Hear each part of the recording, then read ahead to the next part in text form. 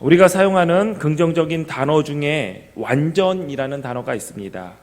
완전의 사전적 정의는 필요한 것이 모두 갖춰져 모자람이나 흠이 없다입니다. 무언가 흡족하게 마련되었을 때나 어떤 일이 잘 마무리된 것을 보았을 때 완전이라는 단어가 생각이 납니다. 어법에 맞지 않는 표현이기는 하지만 완전 좋아 라면서 감정의 최상의 상태를 말하기도 합니다. 우리는 완전이라는 말을 자주 그리고 좋게 사용하고 있지만 피조물인 인간에게 어울리지 않는 단어가 있다면 바로 완전일 것입니다. 누구나 완벽함을 소망합니다. 그러나 모든 인간은 모자라고 흠이 많습니다. 먼저 인간은 지식에 있어서 완전하지 않습니다. 체험상으로나 성경상으로나 그렇습니다. 그리스도인들은 아무리 많이 배우고 기도하고 노력해도 무지로부터 자유로울 만큼 완전해지지 못합니다. 물론 그리스도인들은 하나님이 세상과 인간을 창조하셨다라는 것을 압니다. 타락한 인간을 구원하기 위해서도 예수님이 이 땅에 오신 것도 압니다. 성령이 우리 가운데 행하시는 역사에 대해서도 알고 무엇이 하나님 마음에 드는 하나님을 기쁘시게 하는 삶인가 우리도 다 압니다. 그렇다고 해서 하나님에 대해 다 안다라고 말을 할 수가 없습니다. 초등부 4학년에서 6학년을 대상으로 몇 명 신청자들이 포럼을 합니다. 오늘 첫 오리엔테이션을 끝나고 처음으로 포럼으로 모이게 되는데 그 주제가 뭐냐면 하나님입니다. 제가 지난주에 미리 아이들에게 너희가 준비할 주제가 이거다 하면서 질문 몇 개를 던졌습니다. 하나가 뭐냐면 하나님 하면 생각나는 것이 무엇이냐? 하나님은 뭐 하시는 분 같냐? 하나님은 어디에 계시냐? 내가 하나님을 믿는다라는 것인데 그것은 무엇을 말하는 것이냐? 이것에 대해서 생각을 한번 정리해 와라 라고 했는데 그 중에 한 명이 제 딸이 있었어요. 제 딸이 주일부터 스트레스를 너무 받는 거예요. 그래서 노트에서 막 적어요. 하나님은 어떤 분이다. 다 정답만 적어놨어요. 근데 제가 원하는 것은 그 답을 적는 것이 아니라 왜 그렇게 생각하는지 그 이유에 대해서 한번 정리해봐라 라고 했는데 애가 그거를 못하는 거예요. 그래서 아빠 도와주세요. 과연 어디에서 이 답을 찾을 수 있나요? 얘기를 해요. 그럼 네 생각을 해라. 그거 말고 성경 어디를 찾아야지 이 답을 하냐고. 창세기를 읽어야 되냐? 출애굽기를 읽어야 되냐? 어디를 읽어야 되냐? 알려달라고. 결국 생각을 적으라고 했더니 그래요? 이게 아닌가요? 하더니 그 많게 적어놓은 걸 다 지우고 있어요. 다 지우고 1번부터 다시 시작해요. 하나님은 천국에 계신다. 왜 그렇게 생각하나? 글쎄 하면서 또 계속 생각을 해요. 그러면서 물어봐요. 성경 어디에 있나요? 요한계시록에 찾아보면 있나요? 그게 아니었는데 저는 그랬죠. 우리 아이들이 하나님에 대해서 한번 생각해보고 고민하는 시간을 갖자라고 해서 그러한 시간을 마련을 했는데 생각보다 어려운 거죠. 이것을 청소년을 대상으로 하거나 청년을 대상으로 하거나 아니면 성인을 대상으로 해서 이런 포럼을 준비해 갖고 와라 해도 똑같은 일이 일어날 것입니다. 과연 하나님은 어떤 분이신가? 내가 많이 아는 것 같은데 막상 내가 표현하고 적어보고 정리해 보려면 사실 우리가 하나님에 대해서 모르는 것이 너무나도 많습니다. 여러분 삼위일체 하나님 여러분 아시죠? 성부, 성자, 성령 이 하나님이 한 분이시다. 지금도 이렇게 말을 들으시면 고개를 끄덕이시는 분들 계세요. 정확하게 이해하지 못해도 그거 나 안다라는 거죠. 정확하게 표현하지 못해도 그래 세 분이 한 분이다 라는 그 의미는 안다 라고 얘기를 합니다. 근데 잘 한번 따져볼까요? 한 분이면서 세 분이고 세 분이면서 한 분이신 하나님, 성부, 성자, 성령이 하나이고 또 셋인 하나님을 어떻게 이해합니까? 물론 복합적 단일이라는 말로 설명할 수가 있습니다. 둘 이상이면서 하나이고 하나이면서 여럿이라는 이상한 수학 복합적 단일이라는 게 있어요. 저는 그것조차 이해되지 않습니다. 물론 이렇게 설명도 가능하죠. 고양이 한 마리와 쥐 한 마리가 있습니다. 몇 마리죠? 한 마리요? 누가 한 마리래요? 고양이 한 마리랑 쥐 한 마리가 있으면 두 마리죠. 근데 고양이가 쥐를 먹었어요. 그럼 몇 마리죠? 한 마리죠. 물이 두 방울이 있어요. 근데 물이 한 방울로 합쳐지게 되죠. 이런 게 문제 복합적 단일이라고 하는데, 우리는 잘 알고 이해하는 것 같으면서도 이해하지 못하고요, 알지 못하지만 알 것이다 라고 묻어놓은 진리들이 굉장히 많습니다. 우리가 하나님으로부터 받은 사랑의 내용과 깊이 넓이 우리 알아 라고 하지만 알 수 없습니다. 또한 하나님의 역사 또한 우리가 알 수가 없습니다. 지금 내 앞에 있는 절망과 좌절이 언제 어떻게 하나님의 방법으로 변하여 선하게 바뀔지 아무도 장담하지 못합니다. 예전에 눈물을 흘리고 괴로웠는데 지나고 보니 하나님의 은혜였다라고 말하는 사람들도 많습니다. 그런 적도 많지요. 가장 궁금하지만 알 수 없는 것이 있습니다. 언제 예수님이 다시 오시냐라는 것이죠. 누가복음 21장에 보면 그날이 덫과 같이 임한다라고 했고, 데살로니가전서 5장에 보면 그날이 도둑과 같이 임한다라고 했습니다. 우리는 예수님이 다시 오실 그날을 모릅니다. 가끔가다 상상을 해요. 그러면 그러죠. 어쩐 일로 오셨어요? 어쩌면은 이미 벌써 오신 거 아니야? 나만 못 알아차리는 거 아니야? 어렸을 때는 저는 그런 굉장히 두려움에 빠진 적도 있었습니다. 언제냐면 학교에서 돌아왔는데 집에 아무도 없어요. 누나도 없고 엄마도 없고, 뭐 아빠야 회사 가셨겠지만 없고, 집에서 기다리는데 생각보다 늦게 오셔요. 그러면 무슨 생각하며, 나 하늘로 들림 받았나? 나만 남겨놓고. 그래서 굉장히 불안해하는 적도 어렸을 때 있었던 것 같습니다. 어찌됐든 예수님이 오실 날을 그 시와 때는 우리는 알지 못합니다.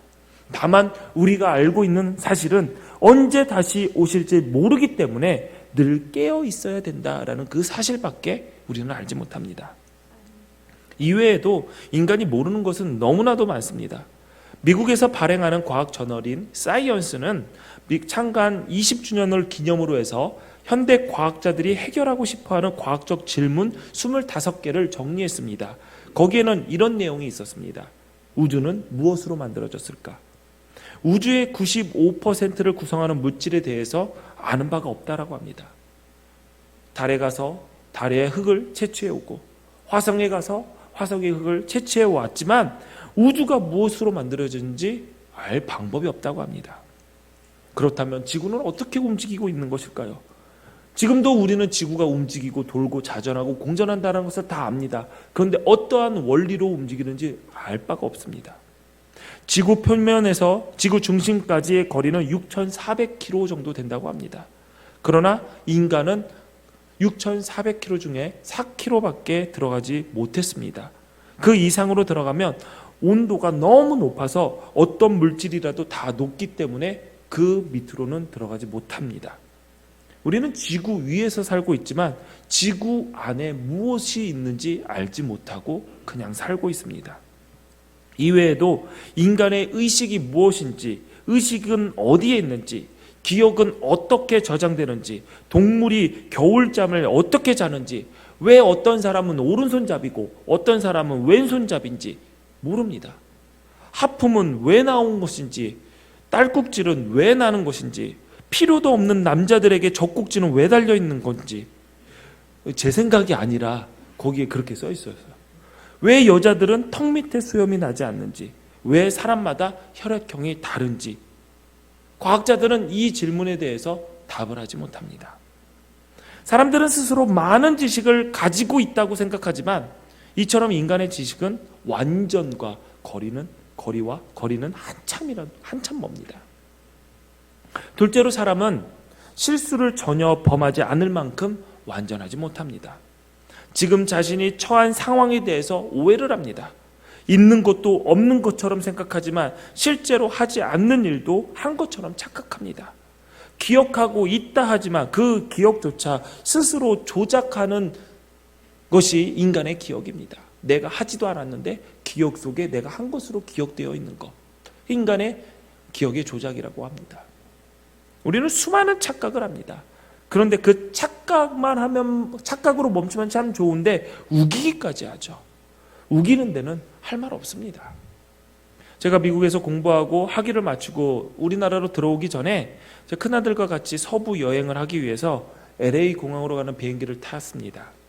이른 아침에 캔자스시티 공항에 국내선 비행기를 타려고 하는데 무슨 새벽부터 그렇게 많이 사람들이 몰려 있는지 줄 서 있다가 이륙 5분 전에 겨우 탔습니다.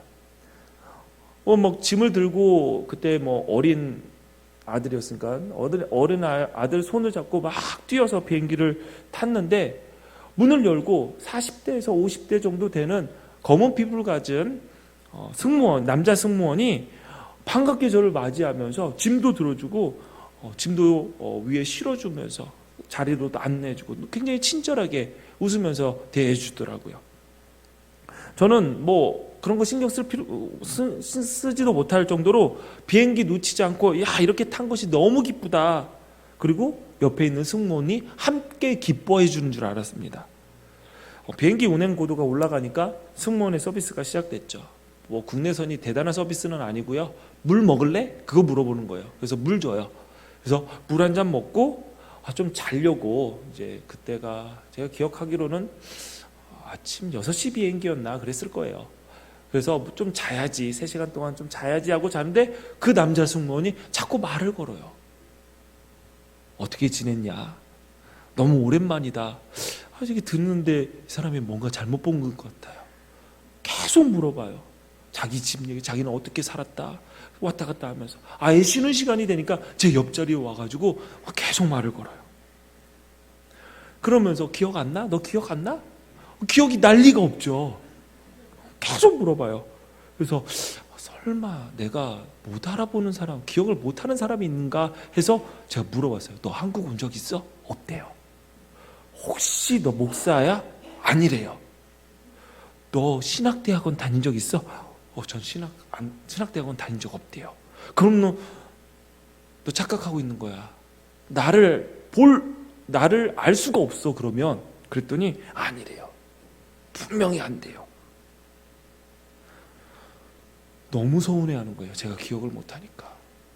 그리고 제가 그래서 네가 말하는 거 하나도 안 들려. 나 자기 좀 시간 좀 줘. 그랬더니 서운해하면서 가더라고요. 눈은 얼마나 큰지 하얀 눈알이 뚜껑 굴리면서 가는데 또 미안하더라고요. LA에 도착해서 내렸어요. 내리면서 인사했죠. 어찌됐든 친절하게 해줬기 때문에 고맙다고. 근데 제 뒤통수에 이렇게 얘기한 거예요. 기억나면 꼭 연락해. 그래서 제가 돌아보면서 웃으면서 이렇게 했죠. 기억나면 내가 꼭 연락할게. 그 후로 8년이 지났는데 아직까지 연락을 못하고 있어요. 기억이 안 나요. 우기는데 어떡해요. 사람의 착각은 좀 무서운 데가 있어요. 왜? 내가 생각하고 내가 기억하고 그런 것들이 맞다. 착각임에도 불구하고 끝까지 우깁니다. 사람에 대해서도 정확하게 판단하지 못합니다. 착한 사람을 실제보다 과대평가하거나 악한 사람을 실제보다 더욱 악하게 평가하기도 합니다. 반대로 악한 사람을 선한 사람으로 여겨서 믿기도 하고 거룩하고 책망할 것 없는 사람을 악한 사람으로 몰아가기도 합니다. 어디 그뿐입니까? 황당한 실수를 황당한 실수를 한 적도 한두 번이 아니죠. 저 포함해서 여러분들도 살면서 실수한 경험이 꽤 많을 것입니다. 이러한 실수와 오해들이 반복되면서 사람들과의 관계는 문제가 일어나죠. 교회에서도 마찬가지입니다. 예외 없이 실수와 오해가 생기고 갈등과 반목하는 일이 생깁니다. 이런 실수와 오해들이 쌓이다 보면 돌이킬 수 없는 상태에 이르게 되고 싸우다가 교회가 분열되기도 하죠. 하나님 나라에 가겠다고 하는 사람들이 서로 싸우다 등지고 원수를 맺습니다. 저는 가끔 그런 생각을 합니다. 그렇게 싸우고 천국 가서 만나면 어떻게 될까? 그때 되면 우리는 천국에 왔으니까 그래 그때 일 모두 다 잊고 우리 서로 사랑하자 하면서 부둥켜 안고 좋아할까요? 그러기는 어려울 것 같아요. 땅에서 맺어진 것, 땅에서 풀린 것, 하늘에서도 풀린다라는 말은 저는 그렇게 이해를 합니다. 예수님께서 이 땅에서 천국을 살아가라 라고 하는 말씀은 이 땅의 삶이, 이 땅의 마음이, 이 땅의 행위가 천국까지 이어진다는 것이죠. 여러분이 지금 생각하는 그렇게 미워하는 사람, 다시는 내가 그 인생에서 얼굴도 한번 보지 않으리라 라고 생각하는 사람이 예수님을 잘 믿어요. 구원받은 하나님의 백성이에요. 그러면 어떻게 하실 거예요? 천국 가서 만날 텐데 제가 기도할 거예요. 멀리 살지 않고 그것도 같은 집에서 살게 해달라고. 그러면 어떻게 하실 겁니까? 거기 가서 아는 척도 안 하고 피해 다니고 말도 안 걸고 그러면 거기가 천국인가요? 지옥이죠. 그러므로 여기서 해결해야 됩니다. 물론 이렇게 말씀을 전하는 저도 아직 해결하지 못한 사람들도 있어요. 그러나 해결하려고 노력해야 됩니다. 하나님께서 도와주십니다. 성경에 관해서도 실수가 많습니다. 하나님의 자녀라 할지라도, 성경을 읽고 연구하는 목사라 할지라도, 신학을 깊이 공부하여 박사학위를 받고 신학자가 되어 대학의 교수가 되어 있는 사람들 가운데서도 성경 해석에 대해서 일치되지 못한 분들이 아주 많습니다. 그러나 그러한 의견 차이가 있다고 해서 하나님의 증거가 아니다라는 증거는 아닙니다. 하나님의 자녀가 아니라는 증거는 아닙니다. 오히려 그런 것들이 인간들은 실수하는 존재다라는 것의 증거가 될 것입니다. 물론 이단들처럼 터무니없이 자의적인 해석을 하는 경우도 문제가 있습니다. 예수 믿어야 구원받고, 예수 믿어야 하나님 자녀가 되고, 예수 믿어야 천국 간다라는 이 기본적인 진리마저도 왜곡하는 이단들이 얼마나 많습니까? 세 번째로, 인간은 연약합니다. 여기서 말하는 연약함은 자주 넘어지는 죄의 습성을 말합니다. 어떤 사람들에게는 정결하지 못한다라는 약점이 있고, 어떤 사람들에게는 하나님의 거룩한 이름을 망령되이 일컫는 약점이 있습니다. 어떤 이는 사람들에게 말을 함부로 하는 사람들도 있고, 욕을 욕으로 갚는 고집된 마음을 갖고 있는 사람들도 있습니다. 또한 음란의 문제, 시기와 질투, 근심과 염려, 탐욕 등 우리는 수많은 연약함 속에 있습니다.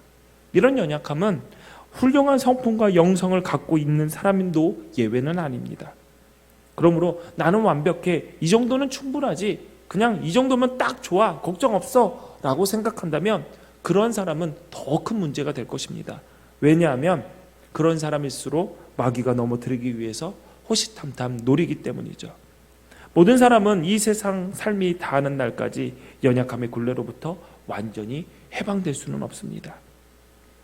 이 세상에 사는 동안 우리는 유혹으로부터도 완전하게 벗어날 수가 없습니다. 예수님이 이 땅에 오셔서 육신으로 계실 때 끝까지 시험 당하신 이를 보아도 우리는 알 수가 있습니다. 그러므로 우리도 시험 받을 것, 유혹에 맞서 싸워야 할 것을 각오하면서 살아야 합니다. 내가 살아가면서 시험 들지 않을 거야, 유혹이 나에게 다가오지 않을 거야 라고 생각하는 것은 바보입니다. 예수님도 그 시험에 싸우셨습니다. 그 시험과 싸우시고 유혹과 싸우셨습니다. 그렇다면 우리도 예외 없이 시험과 유혹과 싸워야 된다는 사실을 잊지 말아야 됩니다. 내가 예배를 드리고 하나님 마음에 드는 삶을 살려고 하면 할수록 마귀는 끝까지 우리를 시험에 빠뜨리려고 노력합니다.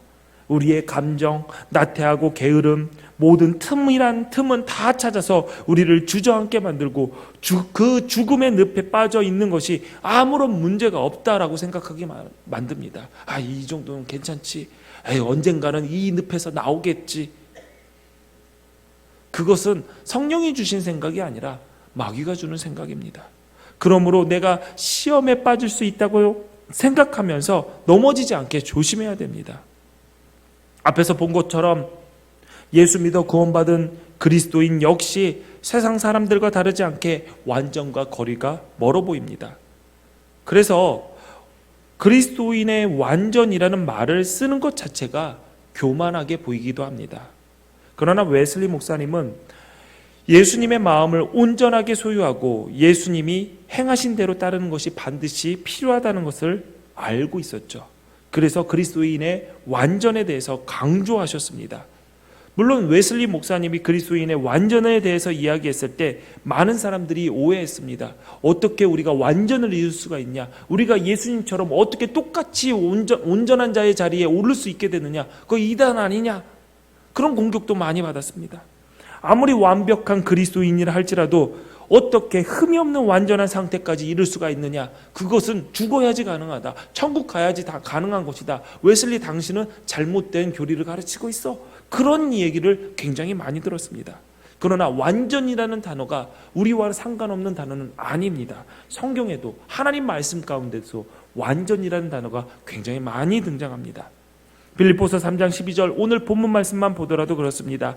바울은 내가 이미 얻었다 함도 아니요 온전히 이루었다 함도 아니라 오직 내가 그리스도 예수께 잡힌 바 된 그것을 잡으러 달려가노라 라고 했습니다. 아직 완전하진 않지만 표대를 향해서 달려가는 중이다 라고 얘기합니다. 그리고 이 말 이어서 이렇게 얘기합니다. 15절에 보니까 그러므로 누구든지 우리 온전히 이룬 자들은 이렇게 생각할지니, 우리 온전히 이룬 자들, 바울은 자신과 많은 다른 사람들이 완전한 것처럼 표현했습니다.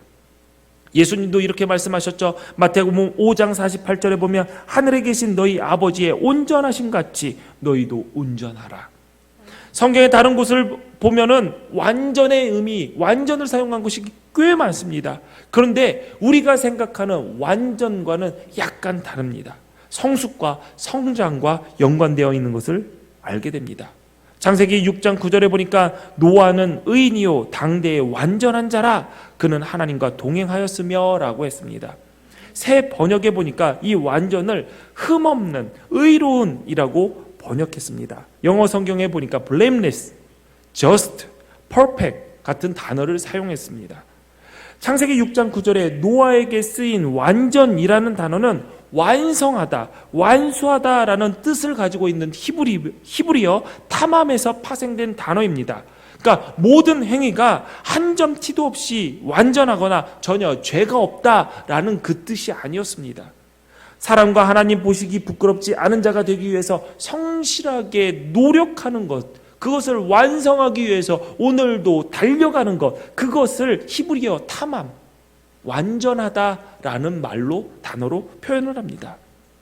신약성경 골로새서 1장 28절에도 보면 완전이라는 단어가 나옵니다. 우리가 그를 전파하여 각 사람을 권하고 모든 지혜로 각 사람을 가르치면 각 사람을 그리스도 안에서 완전한 자로 세우려 함이니.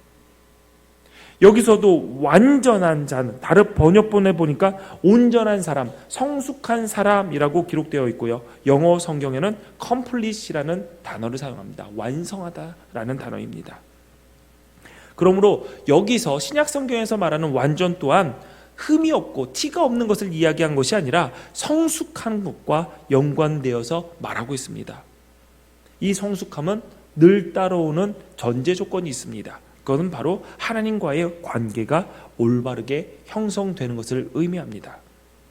웨슬리 목사님이 말씀하신 이 완전은 우리가 생각하는 그 흠이 없는 것을 이야기하는 것이 아니라 이전보다 좀 더 나아진 상태의 수준, 그것을 넘어서 더 이상 죄를 짓지 않고 악한 생각이나 성품으로부터 해방된 완전한 그리스도인이 되는 것을 의미하고 그것을 이루기 위해서 도전하고 전진해 나가는 과정을 말한다라고 우리는 알 수 있습니다. 웨슬리 목사님이 그러면은 개선이 아니라 완전을 의미하는 것, 완전을 말했던 이유가 있습니다. 왜냐하면 성경에 분명히 그리스도인의 완전에 대해서, 그 목표에 대해서 분명하게 설정하고 우리에게 가르쳐주고 있기 때문입니다.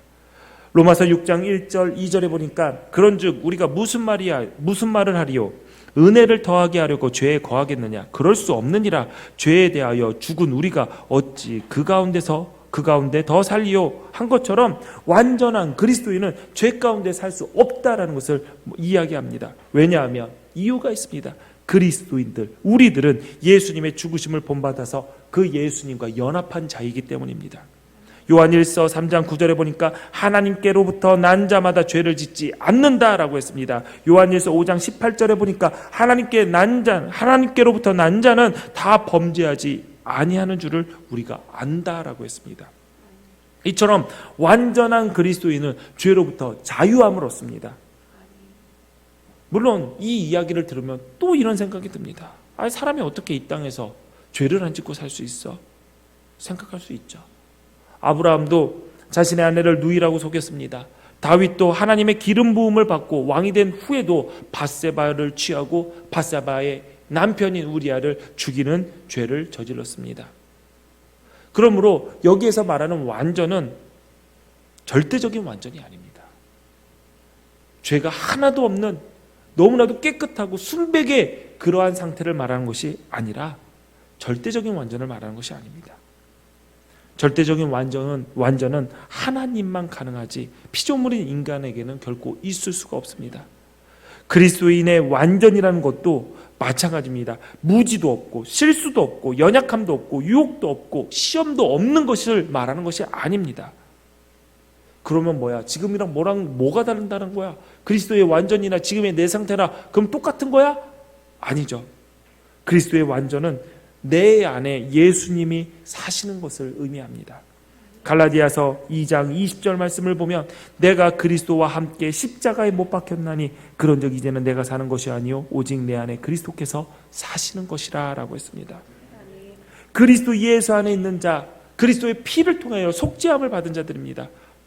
왜냐하면 그리스도 안에 살고 또 그리스도께서 성령으로 우리 안에 살고 있기 때문이죠. 그래서 예수 안에 있는 자들은 한 성령 안에서 주님과 연결되어 있습니다.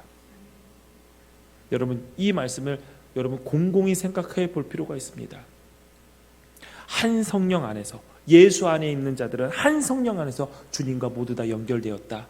그렇다면 주님을 통해서 우리는 다른 지체들과도 연결되었음을 알게 됩니다. 나의 죄가 나만의 책임으로 끝나지 않는다라는 생각을 우리는 가져야 됩니다. 내가 불평하는 것, 내가 원망하는 것, 내가 험담하는 것, 이것은 내 죄로 끝나는 것이 아니라 공동체의 죄가 될 것입니다. 예를 들어 볼까요? 출애굽기에 보면 이스라엘 백성들이 가데스 바네아에서 가나안 땅을 정탐하고 옵니다. 12명의 족장 대표들을 부족의 대표들을 보냅니다. 지파의 대표들을 보냅니다. 12명 중에 10명은 우리가 잘 알다시피 부정적이고 원망하고 그리고 믿음 없는 보고를 합니다. 다 거인이에요. 안악 자손들이에요. 성은 높아요. 견고해요. 우리는 그들에 비하면 메뚜기예요. 라고 얘기를 합니다. 그 이야기를 듣고 백성들은 웁니다. 아이고, 우리 광야에서 다 죽었구나. 우리 가나안 땅 들어가지도 못하고 다 죽구나. 그냥 애굽에서 살게 해주지. 왜 우리를 여기로 끌어내가지고 왜 그 사람들 손에 죽게 하느냐. 원망합니다. 두 사람은 다른 이야기를 합니다. 그들은 우리의 밥입니다. 하나님께서 우리에게 그곳을 허락하셨으니 그들이 성은 높고 그들은 성이 견고하고 높고 그들이 크다 할지라도 그들은 우리의 밥이다라고 얘기합니다. 그런데요, 하나님께서 이렇게 얘기를 합니다. 너희 들린 대로 내가 행하리라. 그들은 40년 동안 광야에서 다 죽을 때까지 그 공동체는 광야에서 유량하게 됩니다. 그렇다면 여러분 생각해 보십시오. 그 말 잘한 2명 어떡합니까? 그래도 그 사람들은 먼저 가나안 땅으로 보내줘야 되는 거 아닌가요? 우리는 그렇게 생각하죠. 아닙니다. 그들 또한 40년 동안 광야에서 머물게 됩니다. 태어난 아들은 뭐냐요? 광야에서 늦게 태어난 아이들은 무슨 죄라고 광야에서 그 험한 삶을 살아가야 됩니까? 공동체의 죄가 함께 책임을 지는 그 구조가 바로 여기입니다. 제가 오늘 말씀을 준비하면서 그런 생각이 들어요. 예수 안에 있는 자들은 모두 한 성령으로 연결되어 있다. 그러므로 내 죄가 남에게 피해를 주는구나가 생각하는 것이 아니라 우리 공동체의 죄를 내가 회개할 줄 아는 그 수준까지는 올라가야 됩니다. 아, 남의 죄인데? 남이 원망하는 건데? 남이 불평하는 건데? 남이 나태하고 게으른 건데 왜 내가 회개해야 됩니까? 아닙니다. 우리가 회개해야 됩니다. 그리스도 안에 있는 모든 사람들, 성경은 분명하게 죄를 범하지 않고 육신에 따라 살지 않을 수 있다라고 얘기합니다. 갈라디아서 5장 16절에 보니까 성령이 지도하시는 대로 따라 행하십시오. 그리하면 육체의 욕망을 채우려는 생활은 결코 하지 않게 될 것입니다. 라고 얘기합니다.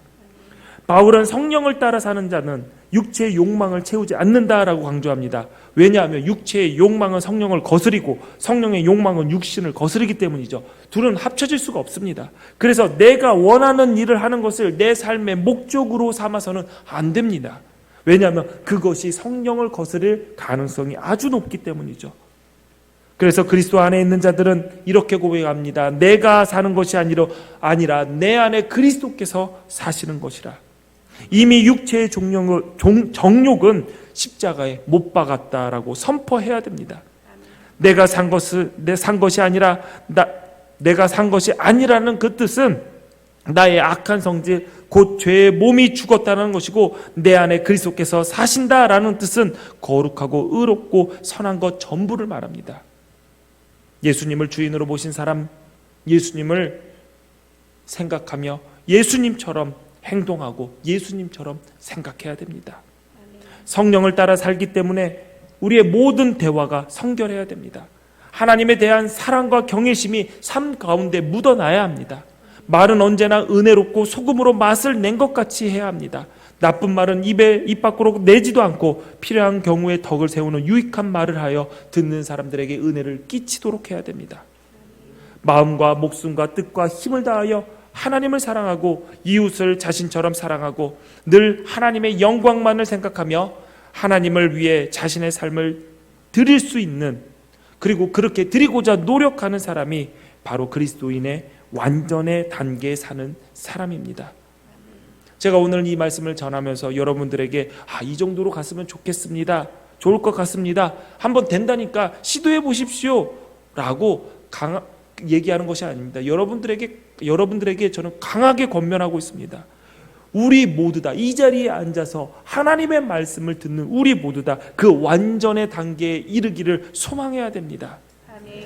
그리스도인의 완전은 이루어 주실 하나님의 약속일 뿐만 아니라 우리의 입장에서는 도달해야 할 의무입니다. 그렇다면 어떻게 완전에 이를 수 있을까요? 교회에서 예배드릴 때 완전한 것 같은데 운전대만 잡으면 불완전한 사람들이 많습니다. 그냥 여기서는 괜찮은 것 같은데 남들한테는 완전한 것 같은데 자식들 앞에서, 부모님 앞에서, 배우자 앞에서는 불완전할 때가 너무나도 많습니다. 그래서 웨슬리 목사님은 매 순간순간 연결된 삶이 주님과 동행하는 삶이어야 된다라는 것을 말합니다. 강조했습니다. 하나님의 영이 내 안에 있어야 되는 것이 바로 주님과 동행하는 삶입니다. 따라서 우리는 하나님을 두려워하는 가운데 거룩함을 온전히 이루어 육과 영의 온갖 더러운 것에서 자신을 깨끗하게 해야 합니다. 그리고 뒤에 있는 것은 잊어버리고 앞에 있는 것을 잡으려고 표대를 향하여 그리스도 예수 안에서 하나님이 위에서 부르신 그 부름의 상을 위하여 달려가야 합니다. 우리 모두가 이 땅에서 완전에 도달하기 위해, 하나님 마음에 드는 삶을 살기 위해 열정을 다해야 됩니다. 최선을 다해야 됩니다. 여러분, 은혜의 체험은 삶의 실천과 연결되어 있습니다. 내가 하나님의 은혜를 받았다라는 것은 삶의 실천으로 옮겨져야 된다라는 의미를 가지고 있습니다. 내 마음이 이상하게 뜨거워짐을 느꼈다. 웨슬리의 일기의 이 고백이 웨슬리 회심의 분기점이 되었습니다. 그 뜨거움, 불처럼 뜨거운 체험이 아니라 마음에 일어난 변화와 관련되어 있습니다. 영어로 보면은 뜨겁다라는 단어를 핫이라고 쓰지 않고 그냥 웜, 따뜻해짐을 느꼈다라고 적혀 있습니다. 마음에 일어난 변화를 의미하는 것이죠. 그는 처음으로 인간의 죄를 씻으시고 죄와 사망의 법에서 구원하시는 주님의 은총을 머리가 아닌 가슴으로 받아들였습니다. 그 이후와 그 이전과 이후는 정말 다른 삶을 살게 된 것이죠. 그 이후에 웨슬리의 삶은 이 체험의 의미를 확인하고 그 가슴 따뜻함을 손발의 실천으로 바꾸는 시도를 끊임없이 해 나갔습니다. 우리가 한 가지 잊지 말아야 될 것이 있습니다. 웨슬리가 경험한 그 변화의 순간은 진리를 찾기 위해서 치열하게 모색하고 고심했던 그의 시간과 무관하지 않다라는 사실입니다. 줄탁동시라는 말을 들어보셨죠? 새가 부화하기 위해서 안에서 껍질을 쪼는 새끼의 노력과 그 기척을 알아차린 어미가 밖에서 껍질을 쪼아주는 일이 동시에 일어나야 그 새끼가 생명을 얻고 이 땅에 태어날 수 있다는 것입니다. 웨슬리의 회심, 하나님 안에서 바르게 살려고 하는 그 치열한 그의 노력과 자기가 얼마나 부족한 존재인지 알게 된 처절한 자각과 거기에 더불어서 성령의 은혜의 역사가 적시에 딱 맞아들여서 일으켜진 사건입니다. 그러므로 여러분의 삶을 바꾸셔야 됩니다. 내가 거룩하게 바꿔야겠다가 아니라 여러분의 삶을 하나님께로, 성령님과 동행하는 삶으로, 예수님이 기뻐하신 삶으로 내 삶을 변화시켜 보겠다, 내 삶의 습관을, 패턴을 전환해 보겠다라는 그러한 생각이, 결단이 있어야 됩니다. 감리교인들, 영어로 메서디스트라고 합니다. 감리교회도 메서디스트 처치, 감리인들의 교회, 모임이라는 뜻이죠. 이 메서디스트는 감리교회 창세자 존 웨슬리를 비롯한 그의 친구들에게 붙여진 별명입니다.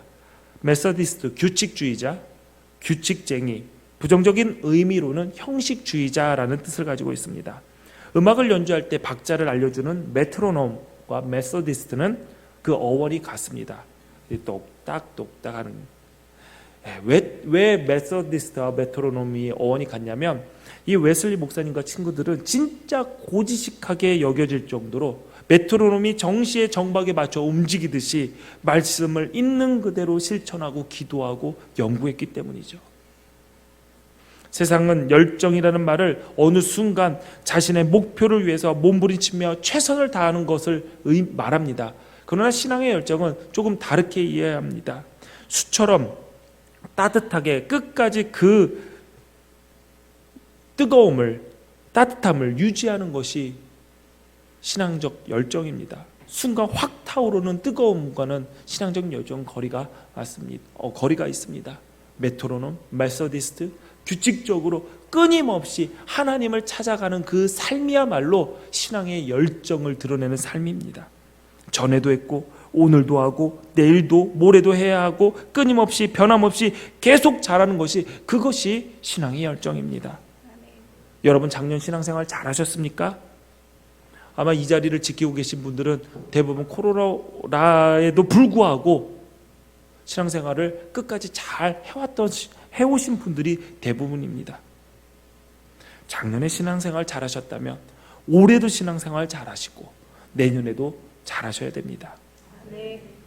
지난 주일 예배 은혜 받으시고 잘 들으셨죠? 대답이 없으세요? 잘 들으셨잖아요. 제가 설교를 다시 들었는데 그런 생각이 들더라고요. 원숭이 ong덩이는 빨가면 사과. 대답이 엄청나게 크더라고요. 그래서 그때 아브라함의 자식은 이거 물어보면 그 소리가 날까, 그런 생각도 한번 했습니다. 어찌됐든 예배 잘 들으셨죠? 오늘 예배 잘 드리고 계십니다.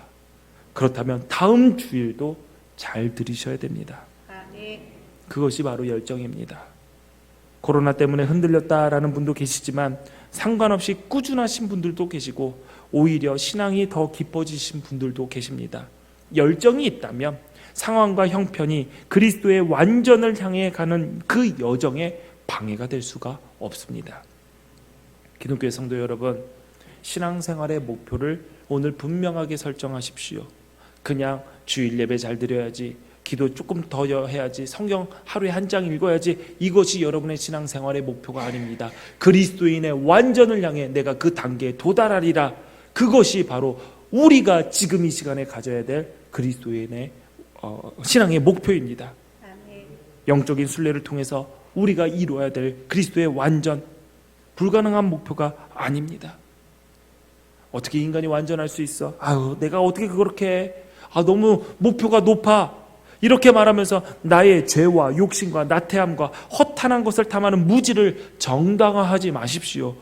너무 목표가 높은 것 같지만 포기해서는 안 됩니다.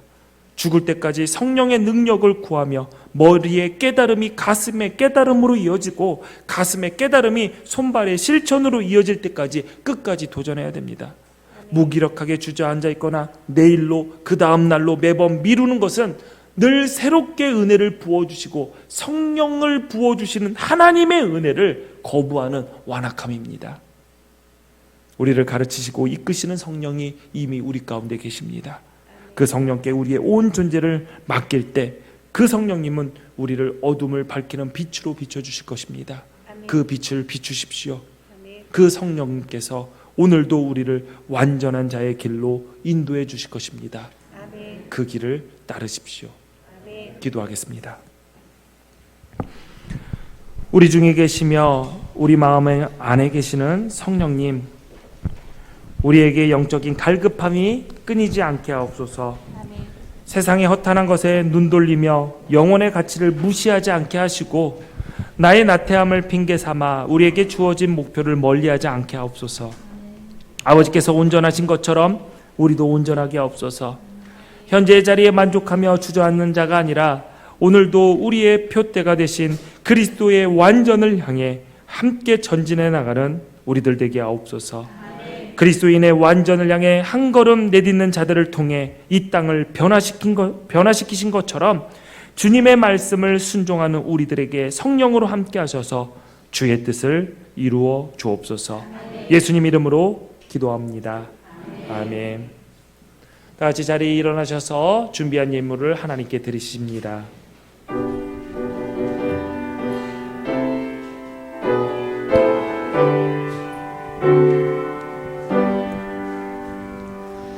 모든 것이 주께로부터 왔으니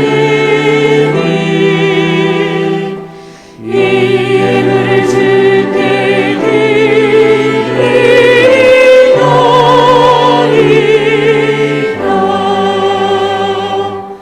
아멘.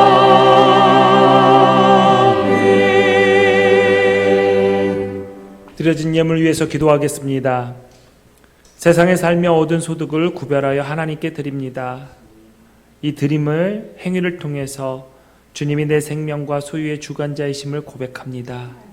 하나님, 우리의 삶을 주장하여 주셔서 넉넉할 때도 주님께 순종하게 하시고 가진 것이 없어 궁핍할 때도 주님을 향한 섬김이 인색하지 않게 하옵소서. 주님이 주신 것들 나의 욕심을 채우기 위해서 쓰지 않게 하시고 늘 하나님 나라를 이루는 일에 동참할 수 있는 믿음 허락하여 주옵소서. 하나님, 이 예물을 드린 성도들의 손 위에 열방의 풍부함으로 가득 채워주셔서 하나님께 드리고 이웃들과 나누며 자신 또한 융택한 삶을 살게 하시고 먹을 음식 때문에 눈물 흘리거나 가슴 치는 일이 없도록 그들의 삶을 책임져 주옵소서. 이 예물을 맡아 사용하는 기둥교회도 함께하여 주셔서 인간의 생각과 욕심이 아닌 하나님의 뜻을 이루는 일에 지혜롭게 사용할 수 있도록 인도하여 주옵소서. 예수님의 이름으로 기도합니다. 아멘.